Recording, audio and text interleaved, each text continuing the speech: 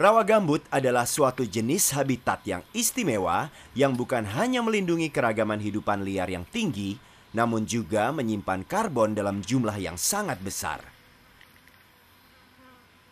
Bahan karbon tersebut terakumulasi dari bahan tumbuh-tumbuhan yang mati selama lebih dari ribuan tahun. Indonesia memiliki wilayah rawa gambut terluas di Asia Tenggara, yakni seluas lebih kurang 22,5 juta hektar, yang menjadi gudang penyimpan miliaran ton zat karbon. Gudang karbon ini menjadi sumber daya global yang bernilai, sejalan dengan semakin meningkatnya emisi karbon. Hal ini tidak diragukan lagi sebagai kontributor perubahan iklim global yang potensial memberi dampak nyata pada perekonomian dunia. Akan tetapi selama 20 tahun terakhir, luas wilayah hutan rawa gambut Indonesia mengalami penyusutan lebih cepat daripada jenis hutan lainnya. Dengan penyusutan 1,7% per tahun, hutan rawa gambut banyak dibuka untuk membuat jalan bagi perkebunan kelapa sawit. Konsekuensi dari pengeringan rawa gambut sangatlah berat. Gambut menjadi kering dan menjadi santapan api yang berkobar. Asap dari kebakaran ini menyelimuti wilayah yang luas di Asia Tenggara dan sekitarnya dan menyebabkan ancaman bagi kesehatan dan keselamatan transportasi. Lebih dari itu, kebakaran melepaskan sangat banyak karbon ke atmosfer, lebih dari 1 miliar ton per tahun yang menjadikan Indonesia sebagai negara pencemar karbon terbesar ketiga setelah Amerika Serikat dan Cina. Untuk lebih memahami bagaimana rawa gambut mengalami penyusutan dan bagaimana kita bisa menemukan solusi antara konflik pelestarian rawa gambut dan perkembangan ekonomi, kami mengamati 2 penelitian ilmiah, satu di Jambi dan yang lainnya di Kalimantan Tengah. Di Universitas Negeri Jambi, Dr. Aswandi Idris adalah ketua kelompok penelitian dan peneliti utama pada proyek pengelolaan das air hitam laut. Proyek air hitam laut penting dilaksanakan. Pertama, air hitam laut itu berada di atas dataran gambut. Gambut mempunyai sifat yang sangat khusus. Yang kedua, di air hitam laut terjadi banyak skenario penggunaan lahan untuk sawit, kebakaran, ada HPH, dan usaha-usaha yang lain. Perkebunan kelapa sawit di wilayah hulu diduga akan semakin luas. Ini berarti semakin luas hutan gambut yang akan hilang. Tapi bagaimanakah hal ini berakibat pada resiko kebakaran dan banjir di wilayah hilir, yang juga meliputi wilayah hutan di Taman Nasional Berbak? Untuk memprediksi konsekuensi dari perubahan bentang lahan yang belum terjadi, Pak Aswandi memanfaatkan program komputer khusus yang bernama SIMGRO. SIMGRO, simulasi groundwater model, adalah model kombinasi air permukaan dengan air bawah tanah yang bisa memetakan sebaran banjir akibat perubahan penggunaan lahan. Agar model simulasi komputer dapat menghasilkan prediksi yang realistis dan berarti, harus pula didasari atas data lapangan yang baik. Data lapangan perlu dikumpulkan dari setiap minggunya pada sepanjang tahun. Untuk itu, Pak Aswandi dibantu oleh 2 orang mahasiswanya. Untuk mencapai lokasi penelitian, mereka berperahu ke Sungai Kumpeh. Ini bukanlah kabut yang menyelimuti sungai, tetapi asap. Di tahun 2006 terjadi kekeringan dan di wilayah Kalimantan dan Sumatera terjadi kebakaran rawa gambut yang asapnya menyelimuti banyak wilayah Indonesia bagian barat. Akhirnya tim tiba di lokasi penimbunan kayu HPH.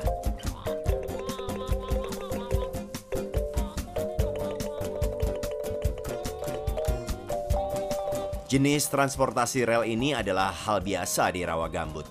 Juga merupakan cara transportasi yang paling baik melintasi tanah bergambut. Setelah 2 jam perjalanan, mereka tiba di kantor BipHut.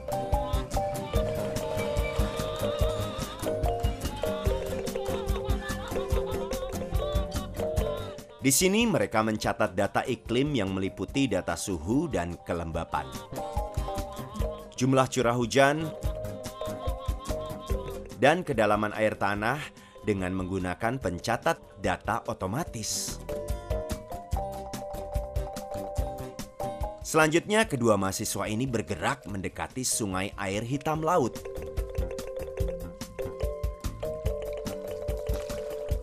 Seperti semua sungai yang melintasi Rawagambut, airnya berwarna hitam. Warna ini berasal dari konsentrasi tanin, yaitu bahan kimia yang berasal dari tanah gambut organik.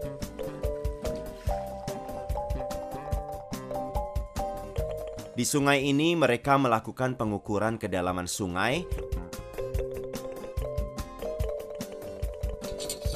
dan kecepatan aliran dan mencatat datanya dengan seksama.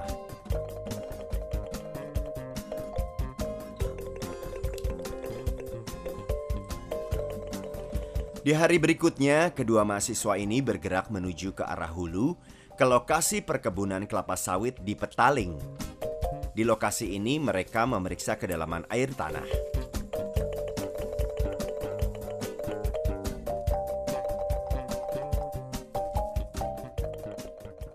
Data hasil penelitian menunjukkan kebun sawit tidak bisa menyimpan air hujan, dan begitu hujan terjadi, debit meningkat di saluran.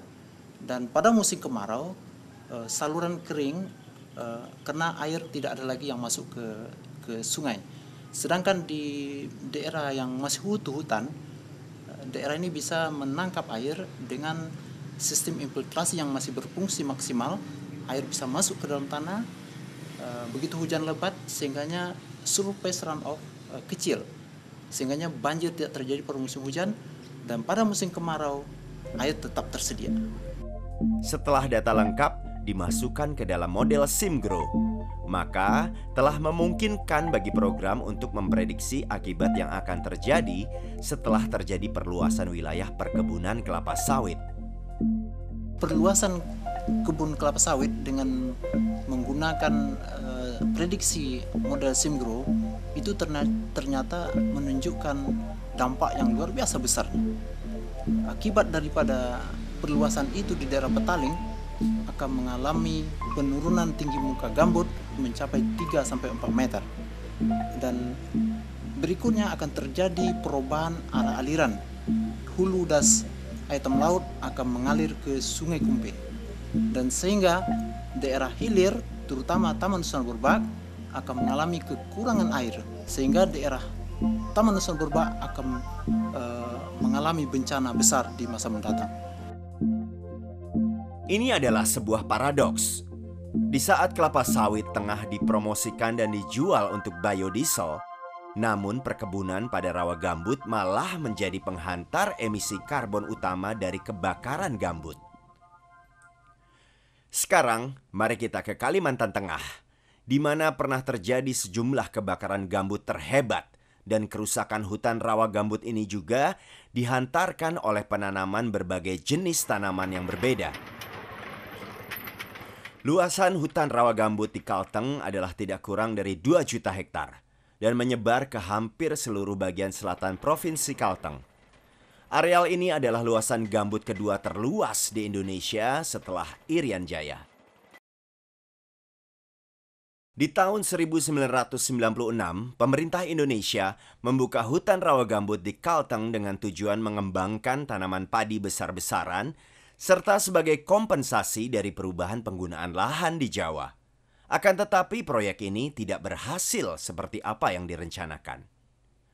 Pak Suido, ketua dari Chimtrop di Universitas Palangkaraya, telah melakukan penelitian tentang hutan rawa gambut di Kalimantan Tengah sejak 1993. Lahan gambut 1 juta hektar itu menerapkan sistem kanalisasi dan menurut kami itu adalah overdimensi kanal sehingga akibatnya menyebabkan proses kekeringan di hamparan gambut itu menjadi cepat dan menyebabkan gambut itu menjadi sensitif untuk terbakar. 1 tahun setelah proyek Pelgi dibuka, pada tahun 1997 itu kebetulan secara El Nino, gambut di kawasan Pelgi terbakar luas. Tidak kurang dari 1,5 juta hektar di kawasan itu saja, belum di luar areal. Kemudian kebakaran ini selalu terulang setiap tahun dan yang terbesar pada tahun 2002 dan 2006 dan merusak secara luas kawasan gambut di Kalimantan Tengah. El Nino adalah sebuah kejanggalan iklim yang disebabkan oleh perubahan tidak biasa pada suhu di permukaan laut Samudra Pasifik. Di tahun-tahun ketika fenomena El Nino terjadi, iklim di banyak negara di sekitar Samudra Pasifik menjadi sangat kering. Para ilmuwan masih belum yakin apa penyebabnya, tapi mungkin ada kaitannya dengan pemanasan global. Ya, penyebab utama di Kalimantan Tengah khususnya adalah perilaku manusia atau human behavior. Ini terbukti dari titik-titik api yang ada di peta itu, semua terdapat di mana ada akses manusia, apakah itu jalan, apakah itu kanal, apakah itu danau atau sungai begitu. Kebakaran rawa gambut terbagi menjadi 2 jenis. Kebakaran vegetasi di permukaan dan kebakaran bawah di dalam lapisan gambut. Masalah timbul karena kebakaran di bawah sulit untuk dipadamkan. Juga karena gambut sendiri bersifat bahan bakar, sehingga gambut terbakar ke arah bawah hingga kedalaman 0,5 meter dan terus terbakar. Melalui kerjasama penelitian internasional, kita sedang melakukan restorasi lahan gambut, yaitu dengan pemulihan status hidrologinya, dengan pembangunan dam pada kanal-kanal yang tidak penting dan melintasi kawasan gambut tebal. Membangun bendungan di rawa gambut tidaklah mudah, karena tanah gambut yang digunakan untuk mendirikan bendungan mudah tersapu ketika air cukup tinggi, yang mengakibatkan bendungan itu hancur. Oleh karena itu, rancangan baru seperti bendungan berbentuk huruf V ini perlu diuji coba. Kami punya konsep untuk merehabilitasi hutan rawa gambut yang rusak ini, dan berdasarkan hasil penelitian, kami hanya merekomendasikan penanaman jenis-jenis lokal, yaitu native species, karena tidak semua jenis introduksi itu bisa tumbuh dengan baik. Jenis-jenis lokal ini seperti meranti, jelutung, atau galam, itu mempunyai nilai ekonomi bagi masyarakat setempat, baik jangka pendek maupun jangka panjang. Rehabilitasi hutan rawa gambut bukan pekerjaan sederhana dan banyak sudah usaha yang gagal. Chimtrop berusaha menemukan cara terbaik untuk merehabilitasi hutan gambut. Di persemaian ini mereka mengidentifikasi dari sekitar 200 spesies tumbuhan spesialis gambut yang sebaiknya ditanam untuk setiap tahap rehabilitasi yang tepat. Hingga tibalah saatnya untuk menanam bibit yang telah siap ke habitat yang rusak setelah proyek lahan gambut.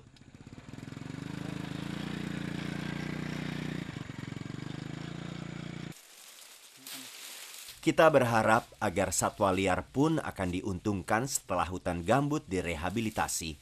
Tapi bagaimana dengan manusianya? Kami bertemu dengan Pak Artil Yohanes, seorang nelayan dari Desa Kereng Bengkirai. Memang sungai sekarang sudah tidak seperti 5 tahun yang lalu. Terutama airnya itu tidak ada tempat ikan berteduh. Sungainya sudah bersih, tempat ikan berteduh itu sudah tidak ada. Jadi ikannya dengan begitu lalu mengurang. Kalau hutan itu dipelihara kembali seperti di pinggir-pinggir sungai, dikasih hutan, terutama itu ikan seperti kami yang mencari ikan ini banyak ikan yang berteduh-teduh di bawah pohon, seandainya air dalam itu. Jadi ikan itu berkembang biaknya mudah. Kebakaran besar pada hutan rawa gambut juga berdampak pada pengumpul getah jeletung di daerah ini. Kami berbincang dengan Pak Kinderman yang juga tinggal di Kereng. Kalau dulu itu tidak terlalu susah cari jelutung yang dekat-dekat aja di sebelah sana Sebangau, sebelah kanan naik Sebangau itu semua jelutung dari dari Kereng Bengkira ini, semua jelutung kiri kanan. Tapi nyatanya sekarang tinggal jelutung ini sebelah kiri naik Sebangau yang ada utuh sampai sekarang ini. Kalau sebelah kanan ya anggap habis, kelihatannya terbakar itu. Lebih bagus ini kalau hutan gambut diperbaiki untuk petani pengusaha Pantung ini. Malah paling lama itu 7 tahun, lamanya sudah bisa kita dapat panen dari situ. Rehabilitasi hutan bisa memberikan dampak ekonomi yang positif bagi masyarakat lokal jika mereka dibolehkan untuk memanfaatkan hasil hutan secara lestari. Misalnya mengumpul getah jelutung atau hasil kayu secara lestari. Hampir semua pemanfaatan lahan non-hutan menjadikan rawa gambut rentan terhadap kebakaran, sedangkan penanaman tumbuhan yang bukan asli lahan gambut seperti kelapa sawit yang tidak dapat tumbuh baik pada tanah gambut yang tidak dikuras.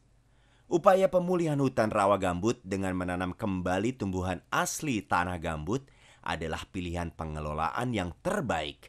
Restorasi ini penting dan itu bisa berhasil apabila kita mampu menjaga dari ancaman kebakaran yang merupakan ancaman terkuat kawasan hutan rawa gambut sekarang. Untuk itu kami telah membangun atau membentuk apa yang disebut dengan Tim Serbu Api atau TSA. Di seluruh wilayah yang dikelola Cimtrop, Tim Serbu Api berpatroli sepanjang hari dan malam menggunakan sarana sepeda motor dan perahu.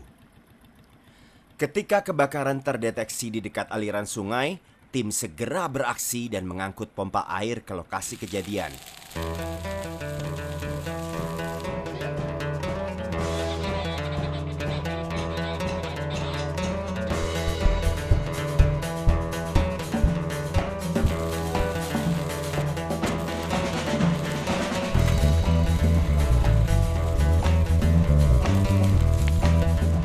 Apabila kebakaran terjadi agak jauh dari sungai, TSA atau Tim Serbu Api telah mengantisipasi masalah ini dengan menyiapkan rangkaian sumur-sumur bor.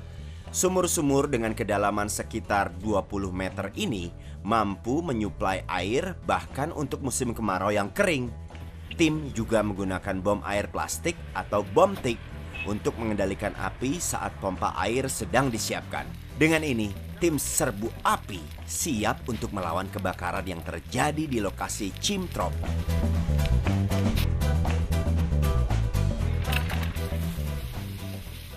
Dunia sedang bangkit dan menyadari pentingnya rawa gambut sebagai gudang karbon yang sangat penting. Karbon telah memiliki nilainya sendiri di bursa saham internasional dan sudah banyak persediaan karbon yang telah mendapat pemasukan dari program pertukaran karbon. Dengan potensi hutan rawa gambut yang sangat besar, Indonesia bagaikan sedang duduk di atas tambang emas karbon yang potensial. Mari kita jaga bersama.